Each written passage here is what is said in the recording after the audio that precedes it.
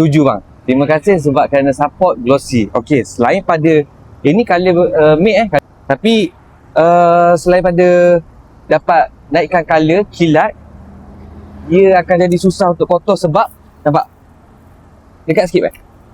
Nampak dia tak lekat air. So bila tak lekat air macam ni, dia susah nak lekat air, kotoran pun akan susah. Jadi rim kereta kita akan susah untuk kotor. Selain pada rim, boleh apply pada body, pada wrap ke, PPF ke, tak ada masalah. Kereta yang ada wrap ataupun PPF tak ada masalah. Contoh macam tengok. Ini saya apply. Nampak tak? Kereta ni jadi kilat.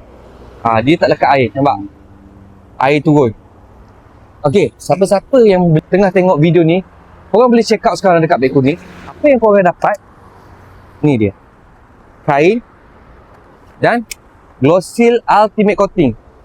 3 in 1. Korang akan dapat kilat, susah untuk lekat air, so susah untuk kotor, dan UV shield. Bila jemur kereta tengah panas macam ni, cat kereta akan terjaga. So dia tak akan pudar.